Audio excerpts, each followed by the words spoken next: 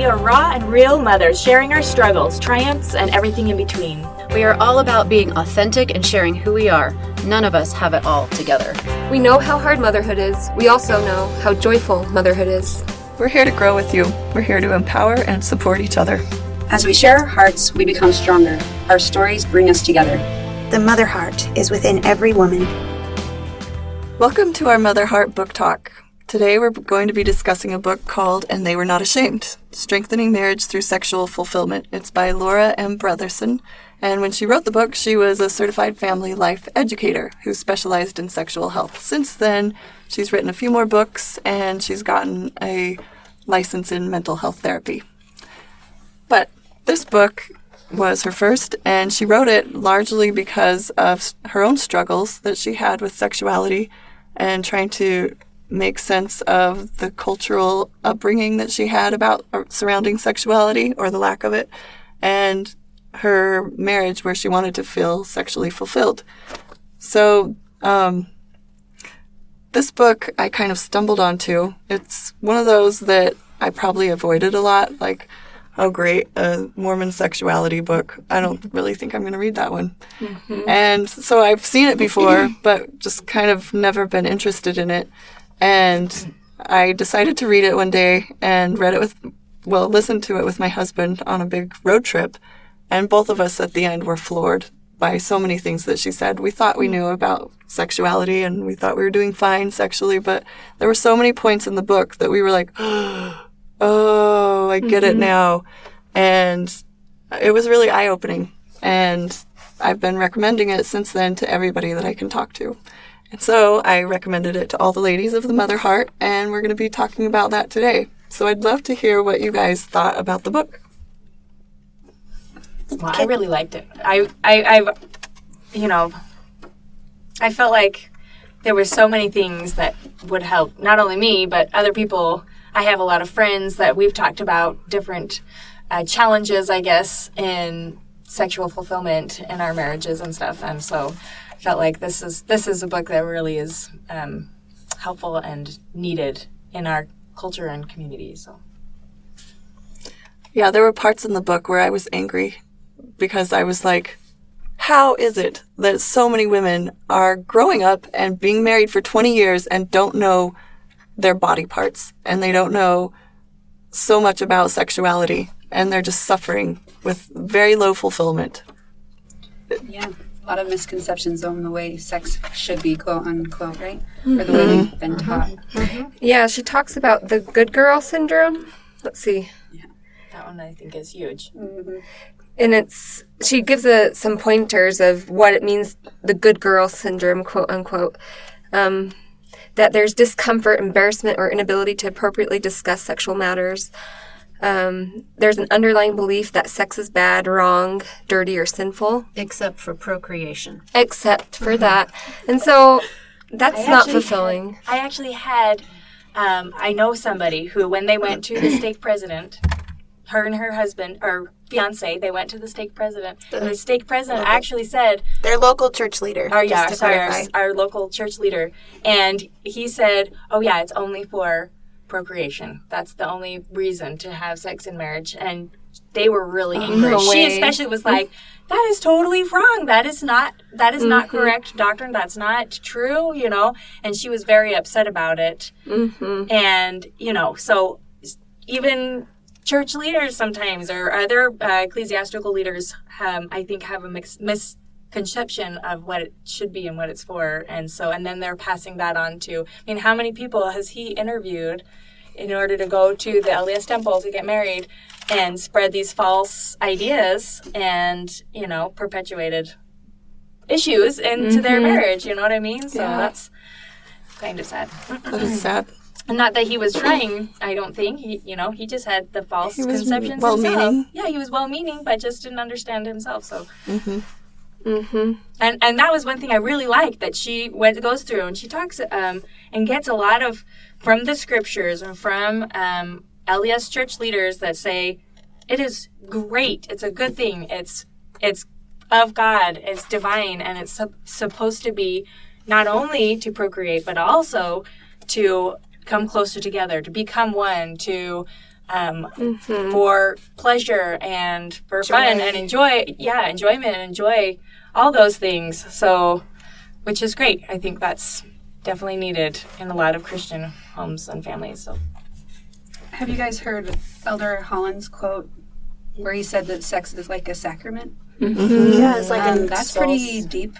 Yeah. About that. And if it's like a sacrament, then it's super important, and it's what binds us to each other and to God. And I mean, I don't know. I just thought that was a really cool statement. Yeah. I like that too. I think it was in that same talk of, what is it called, of souls, symbols, and sacraments? Or It was in that talk. And he also talked about it as an ordinance. Go read the talk so that you can correct me if I'm wrong. But I remember I personally remember developing a thought that, sexual intimacy in marriage is like an ordinance. It's a very sacred and noble thing, and it's one of the highest and most beautiful things that we can experience together as husband and wife. And that's one huge thing that totally changed my perspective throughout my marriage, is understanding just how sacred and important it was. That really helped me through when I was experiencing good girl syndrome stuff at the beginning of my marriage. It just really helped me to have a more eternal perspective of that.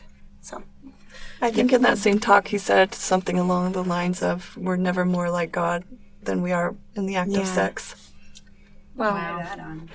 Well, I thought it was interesting when they're going through the things of like misbeliefs that you've carried through, like the good girl syndrome, when you've been taught that it's bad or it's, dirty or sinful or whatever, as you're growing up. And so then once you get married, you still have those feelings of, oh, I'm bad if I'm doing this, or I'm, even though maybe intellectually you understand, no, this is fine, this is a good thing, subconsciously or emotionally you feel like, oh, it's not so good. And so, Well, and she also says that it can affect both genders.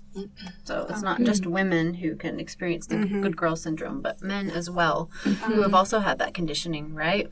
As young men and young women, and with our church leaders, with our parents, trying to help us be morally righteous, maybe going overboard, and then we get married and we don't know what to do. It really affected how I want to talk to my children about sex, too. That I don't want to keep perpetuating that of sex is naughty and bad and shameful, Not that I would try to, but I think it accidentally happens when we don't talk about sex with our kids. When I thought I was interesting, too, because she said that, even if we feel uncomfortable talking about it and we start talking to our kids about it, then we can accidentally...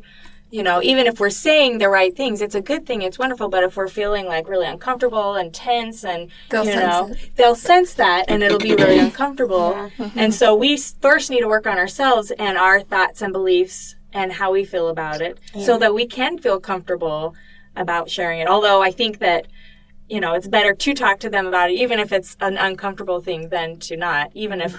you still feel uncomfortable talking about it. You know what I mean? So you continue to work on yourself, and I don't think it's a one conversation type thing. I think it's you talk to them multiple times about, and she even talks about it later on in the book, just, that you talk about it in different ways as they're growing up. So it's not like a one conversation and it's done. It's a conversation throughout their life so that they're prepared when they get married.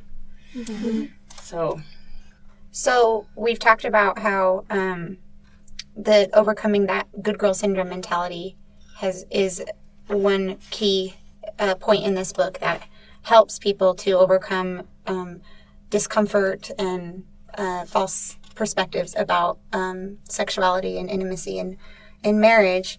I'm just curious what other points she brought up in the book stood out to you guys about what helps you to have a healthy perspective of sexual intimacy.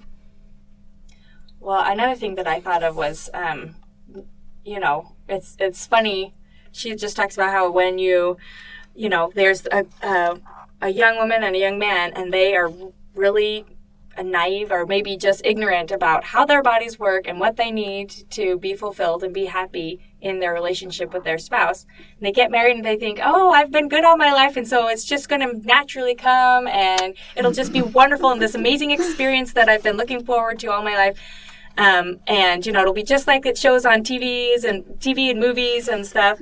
And then they're really disappointed because their expectations were not fulfilled. And then they start getting upset and resentful and, and then that perpetuates to later on and it continues, right? And actually have a friend who I talked to earlier today. She said I could share her story. Sorry, I don't know, I'm getting emotional, but it was, she called me and another friend that we've been friends since high school, actually, and was like, hey, can we go and have a girls' weekend and just talk and hang out? And we're like, yeah, let's do. We haven't hung out for a really long time. Let's get together. And we did. We went and hung out.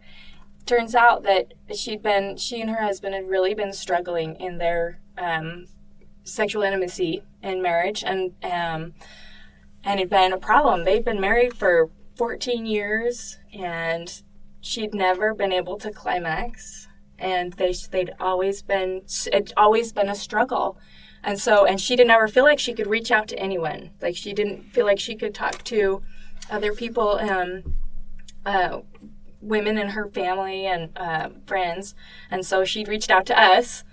And so we talked about it and were able to work through some things. And the thing that she said, the couple of things that helped her the most, they've been able since then to really progress, and they're still working on becoming better in that area. But the thing is, they love each other. They have an awesome relationship outside of that, right? And they just didn't know how to fix it, right? It just and those expectations were the thing that held them back, right? They had these expectations and not a lot of maybe understanding of what each other needed. And so after the first little bit, that resentment started because it was like, they didn't, and they weren't able to communicate really well about it.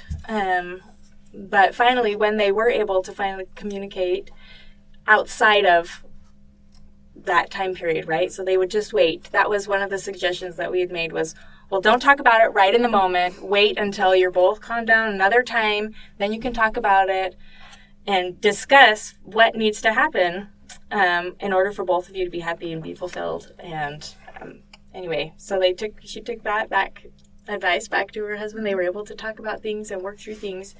And the other thing was that they had to forget everything that everyone had ever said to them about what sex is supposed to be like when they're married. That was another thing that had held them back.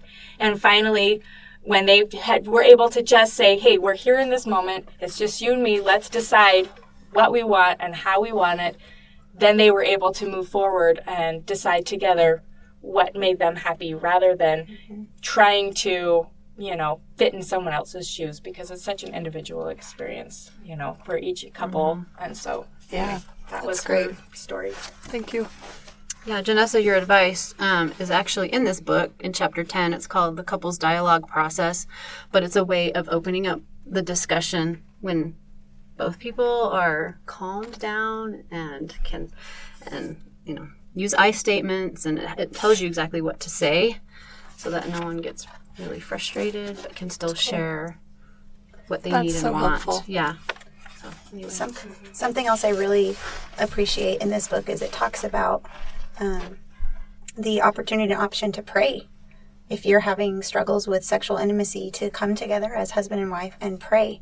And there's no harm, because once you understand that it is a godly thing, it's something that God approves of and wants each couple to be able to experience and have joy in that experience, it makes more sense to include him in our prayers. It may feel funny to some people, but I just think that's such a brilliant idea, because intimacy is so different from one couple to another. And so, what better way than to go to the ultimate source of knowledge for answers to questions like that. Yeah. So.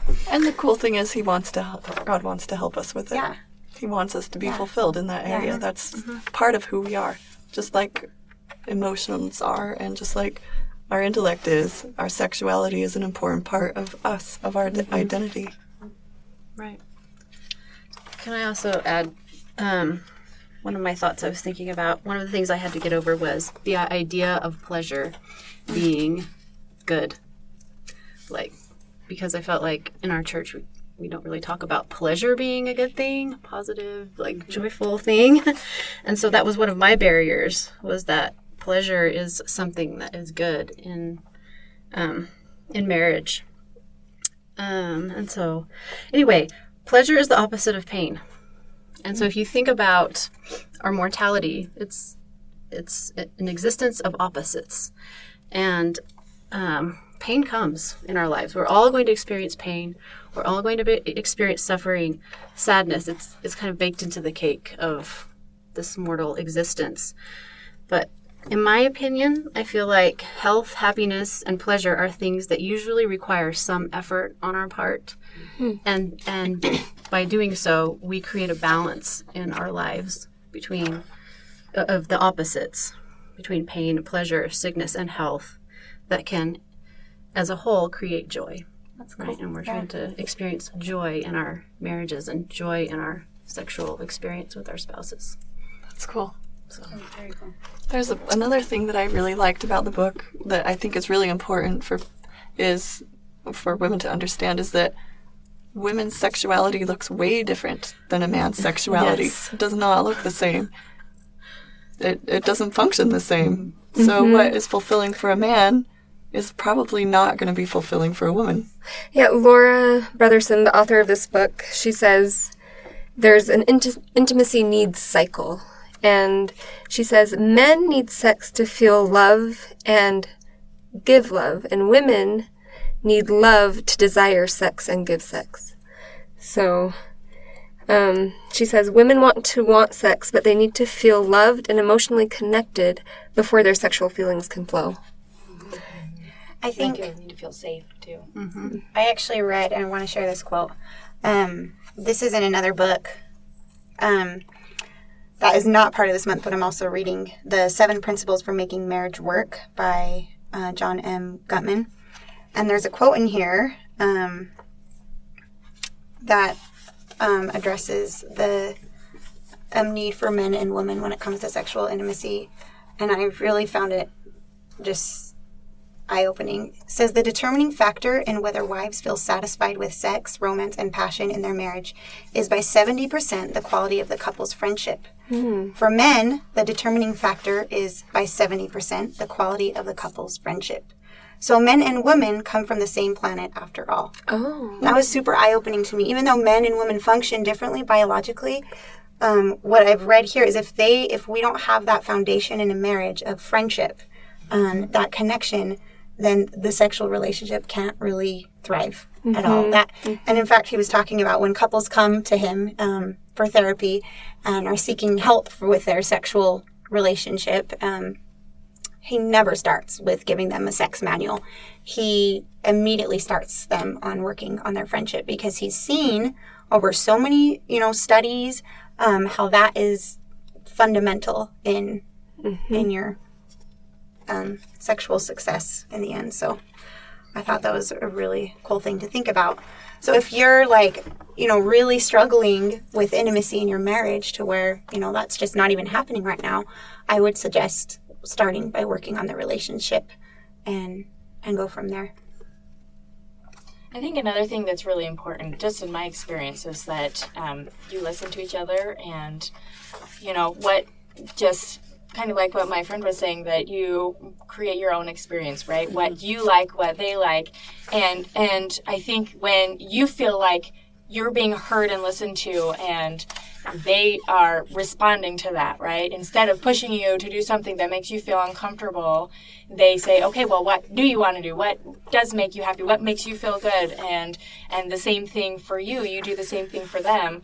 Then it's going to go so much better than if you're constantly either feeling pushed to do something that makes you feel uncomfortable, or vice versa, you're pushing them to do something that makes them feel uncomfortable. Because, again, with the safety, you need to feel like you're being heard and respected in that such an intimate and vulnerable situation, right? It's very vulnerable. And, you can work on yourself as much as you can to feel comfortable about your sexual life and your intimacy with your spouse. But if you don't feel safe with them, if you don't feel like they're listening to you and you're not listening to them, then it's not going to go well, and then obviously you're not going to want to come together as often. When you have a bad experience or a couple bad experiences, then it makes it harder and harder to come back together and want to be together. And she talks about that as well in the book, just that, especially when women don't feel like they're completely fulfilled because they're going at the man's pace, for example, then next time it's like, well, why should I? It's work, and then I don't get anything from it, and I know I felt that in the past. And so, I think it's especially important for the man to realize that, women work differently, and it needs to be focused on her. I know, sorry, we're a room full of women, but it needs to start with her. Because women are like ovens and men are like microwaves. And so ovens need to warm up for a while before they can actually cook the food. Whereas men, you push the button and start. And so, if you warm up the oven first, then, you push the button and they can both be happy together. But if you do, it in a different way, then it may not work so well. So I read a book where the woman said that their goal in sex is for her to have an orgasm every time. That's awesome. And if that happens, then guaranteed both people are going to be satisfied. But that takes work and practice, and it takes knowing your body and your husband knowing your body, and just and even that though can be pressure. Whenever you feel pressure, like you have to orgasm, and especially if he's feeling like pushing it, then it may become even harder for her. So it might just like the goal might be better to just we both have amazing experience together and feel happy about that experience. And does the goal have to be an orgasm? Exactly. Right. Exactly. The goal can be you can have intimacy without intimacy. I think that's a better word, is just intimacy, because that can include so many different things. Connection. And it can look different every time. There are a lot of cultures where orgasm it does look different every time. So. There are cultures where orgasm isn't the goal. Yeah. And it's awesome. I think so. What I've read and learned about, a huge factor, I'm going to say especially for women, is not having stress. Because those stress hormones are going to shut your entire body down, and then it's not going to be enjoyable. And so getting rid of any expectations that's going to stress you out is really important. And just learning to enjoy the moment and be grateful for one another and that connection and bond that you have, and that sacred opportunity you have to join together and become as one is a really, I think, healthy way to think about it. And then as we open our hearts to that experience, then the other blessings follow. I'm not saying that we shouldn't seek, for orgasm and things like that, and try to have, as great of experience with intimacy as we can. But we can also focus on the other aspects of it as well. So. And for women, this is one thing where I was like, oh, I'm not broken. Because for me, I don't feel like having sex a lot sometimes. And I learned that there's a lot of contextual things that go into it. So if my kids have been overly needy that day and I'm exhausted, guess what goes first? Probably. Mm-hmm. And if my house is a wreck and I'm stressed out about it, I'm not into sex then. Mm-hmm. And I love one quote that she said in there, if a woman is doing more than her share of the housework, she's probably going to have more than her share of headaches. Mm-hmm. And so headaches. So if it doesn't feel like a fair share of division of labor, then probably sex is going to go. And so for women, it's not just this, like for men, it's like they can, like the microwave, they can do it anytime. But for women, there's so many different factors that play into it. And if we're aware of that, then we can make the situation better. We can get rid of the distractions. We can have a clean house. We can make sure the husband doesn't smell bad. We can,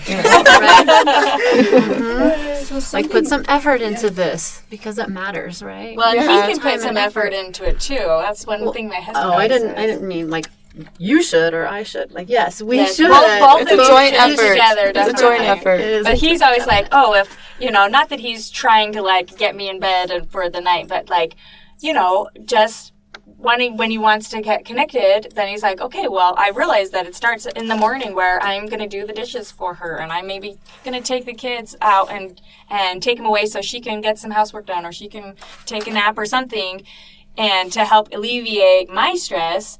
And so then by the time it's evening time, then I'm feeling all lovey-dovey to him, right? Mm-hmm. And then we can have a connection because I'm not stressed out and I feel good. It starts way before the morning, though. I'm like, we're probably thinking the same thing.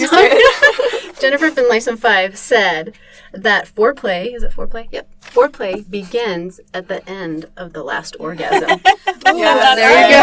That's right. So another way of thinking about it is like keep the pilot light going. Mm-hmm. So have it always on. So that's cool. Always doing something. Something that in between is important to know for me that's also mentioned in the book is touch that is not sexual. Mm-hmm. That just opens my heart up to everything else. If I know I'm being touched and it's like just a genuine hug, or like my husband's, I love it when anyone plays with my hair. So. Now we know. I will not, and I will let anyone do my hair anytime they want, any time of the day. It's like my favorite thing. So just anything that's non-sexual, like, is super helpful. Mm-hmm. I think it's important, and it's another part of sexuality, even though it's non-sexual.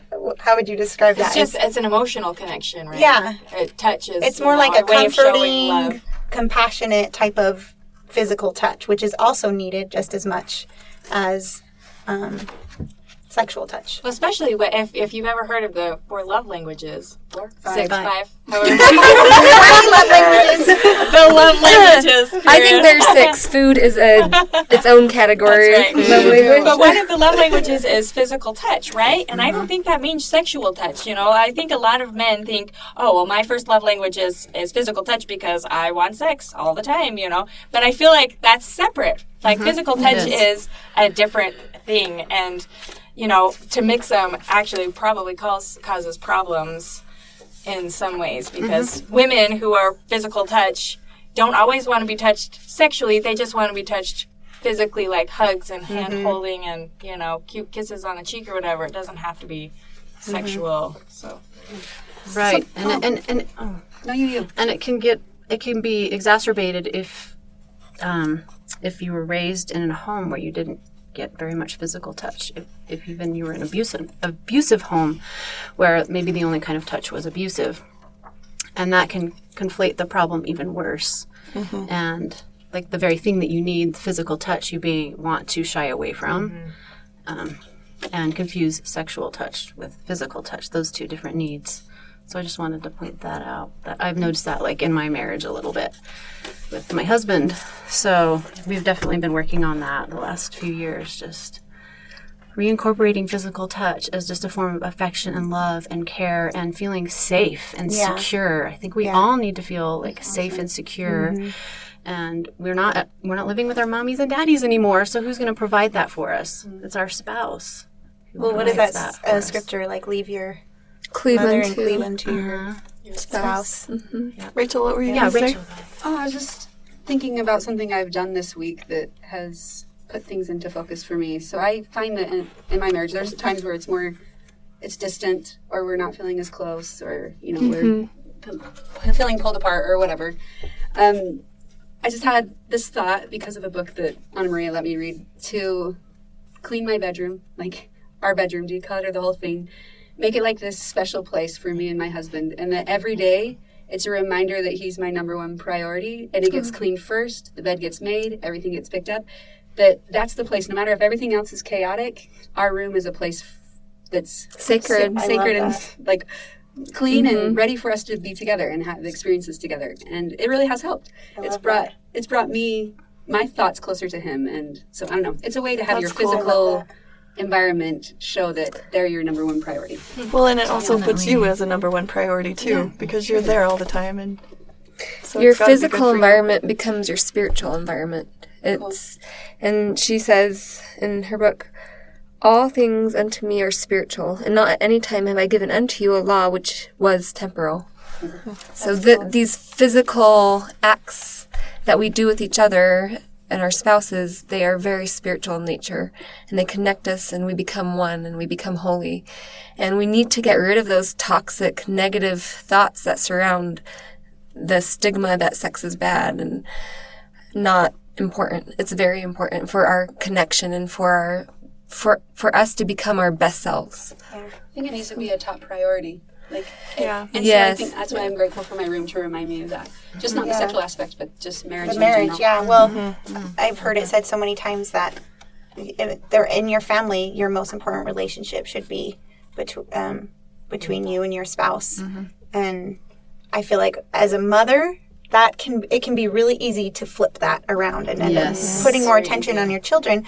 But if you and your spouse are the foundation, and if you're not taking care of your relationship, then everything else hinges upon it, and everything else isn't going to run smoothly. And so we've had a really great discussion, and we could go on forever probably. There's so much that we could talk about, but we're out of time. And so I just want to give anybody an opportunity, if you have one last action plan that you got from the book, or one last thought that you want to share, and then we'll close up. Okay, I have one last thought. Okay. I'm hogging this. Something that's been on my mind this whole entire time is the importance of forgiving and letting go in a relationship. When there's been hurt feelings surrounding intimacy, or even just your relationship in general, I feel like that's such a huge part of healing in this aspect. So that's all. Very Thanks, good. Kylie. That's so true. In any relationship, but especially with your spouse, forgiveness is key. Anybody else? Last thoughts? The only other thought that I'd been having was just that, it's okay to learn more about your body, to learn more about what you need as a woman or as a man to be fulfilled, and to learn about your spouse and what they need. From reading books or whatever. It's okay, obviously choose your sources wisely, but, learn more about it so that you can have more and more amazing experiences because of the knowledge that you have, not only of your spouse, but also of the act itself, if that makes sense. Yeah. So I think that's Great. important. We can't think that it's going to get better unless we learn more about it. And it's okay to learn about it. So it's not gross or disgusting or wrong. Shameful. Shameful to educate yourself about it. So It's good, and it's a gift from God. Yeah, it's inspiring. it's divinely appointed. Thank you to our listeners, and we'd love to hear what your thoughts are on this topic. Share with us on any of our social media platforms. Yeah, we've got a Facebook page and an Instagram page, MotherHeart.life. And we'll see you next time. Thank you so much for joining our MotherHeart Circle. Please send us your thoughts, inspiration, experiences, and stories. Your voice is important. Your wisdom and your hearts are needed. We believe in you, we love you, and thank you for being you.